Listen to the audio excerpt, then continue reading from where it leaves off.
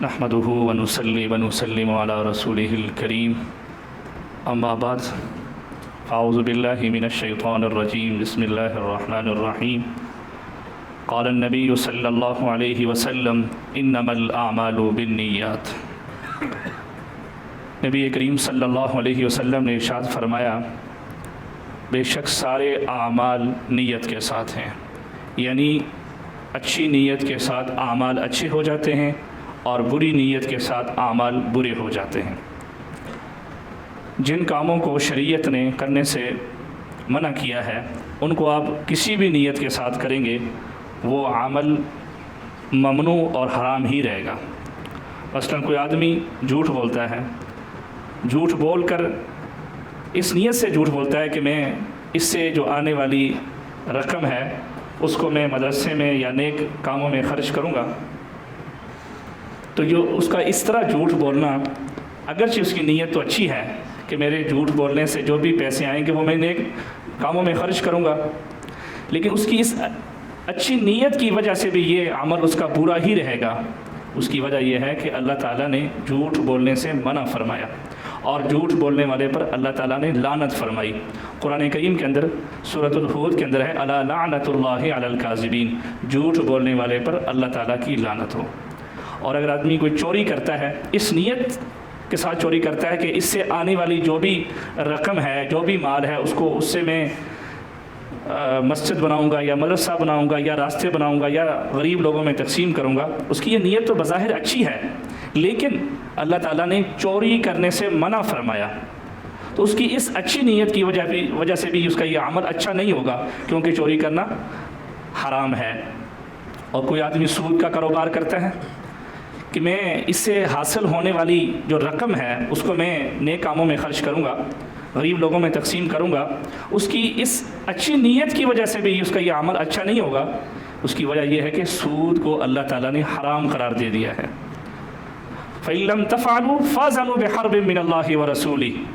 کہ اگر تم سود کا لین دین نہیں چھوڑو گے تو سمجھو تم نے اللہ اور اس کے رسول کے ساتھ جنگ کیا۔ اور جن کاموں کا شریعت نے کرنے کا حکم دیا، مثلا نماز پڑھنا، قرآن کی تلاوت کرنا، زکوٰۃ دینا، حج کرنا، صدقہ خیرات کرنا، اگر اس میں نیت اللہ تعالیٰ کی رضا ہے، اللہ تعالیٰ کی خوشنودی حاصل کرنی ہے، تو اس اچھی نیت کی وجہ سے اس کے یہ جو اعمال ہیں یہ اچھے ہو جائیں گے۔ لیکن اگر اس کی نیت دکھلاوا، ریاکاری ہے، تو اس کی اس بری نیت کی وجہ سے اس کے یہ اعمال بھی برے ہو جائیں گے۔ مثلا ایک آدمی نماز بڑی لمبی لمبی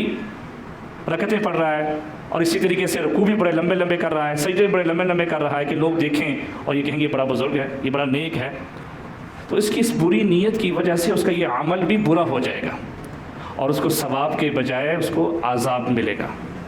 اسی طرح کا کوئی آدمی قرآن کریم کی تلاوت کر رہا ہے اور اس کی نیت یہ ہے کہ لوگ مجھے دیکھیں اور مجھے کہیں تو بہت بڑا بزرگ ہے، تو اس کی اس نیت کی وجہ سے اس کا یہ عمل بھی برا ہو جائے گا۔ اسی طرح صدقہ خیرات کرنے والا شخص، اس کی یہ نیت ہے کہ مجھے لوگ دیکھیں اور کہیں کہ یہ بہت بڑا مالدار ہے، اپنی مالداری دکھانے کے لیے، اپنی امیری دکھانے کے لیے، شہرت کے لیے اگر یہ عمل کر رہا ہے، اگر اس کی یہ نیت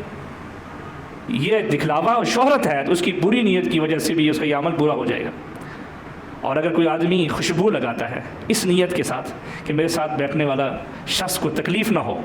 تو اس کی اچھی نیت کی وجہ سے اس کا یہ عمل بھی اچھا ہو جائے گا۔ لیکن اگر وہ یہ اپنی امیری دکھانے کے لیے یا اپنی مالداری دکھانے کے لیے کہ لوگ دیکھیں اور کہیں گے اس نے تو بڑا برانڈ کا پرفیوم لگایا ہوا ہے، خوشبو لگائی ہوئی ہے، تو اس کی اس نیت کی وجہ سے اس کا یہ عمل بھی برا ہو جائے گا اور اس کو یہ سزا بھی بھگتنی پڑے گی کل قیامت کے دن۔ خلاصہ اس حدیث شریف کا یہ ہے کہ انسان کو ہر عمل اللہ تعالیٰ کی خوشنودی اور اللہ تعالیٰ کی رضا حاصل کرنے کے لیے کرنا چاہیے۔ لوگوں کے سامنے دکھانے اور جتلانے سے پرہیز کرنا چاہیے، بچنا چاہیے۔ اللہ تعالیٰ کے ہاں انسانی عمل کی جو قدردانی ہے وہ اخلاص کی وجہ سے ہوگی۔ جس عمل میں جتنا زیادہ اخلاص ہوگا اتنا ہی وہ عمل اللہ تعالیٰ کے ہاں مقبول ہوگا۔ اس لیے نماز، روزہ، حج، زکوٰۃ، علم دین سیکھنے اور تقریر و تبلیغ، واعظ و نصیحت کرنے میں شہرت اور دکھلاوے سے بچنا چاہیے، اور نیت یہ رکھنی چاہیے کہ اللہ تعالیٰ کی رضا اور اللہ تعالیٰ کی خوشنودی. کوئی بھی آپ عمل کریں اس میں اللہ تعالیٰ کی رضا کو مد نظر رکھیں, اللہ تعالیٰ کی خوشنودی کو مد نظر رکھیں, ورنہ ان سب نیک اعمال کا اللہ تعالیٰ کے ہاں کوئی وزن نہیں ہوگا, بلکہ اپنی بڑائی اور اپنی بزرگی جتلانے کا عذاب جھیلنا پڑے گا. اللہ تعالیٰ سے دعا ہے کہ اللہ تعالیٰ ہم سب کو نیک اعمال اچھی نیت کے ساتھ کرنے کی توفیق نصیب فرمائے.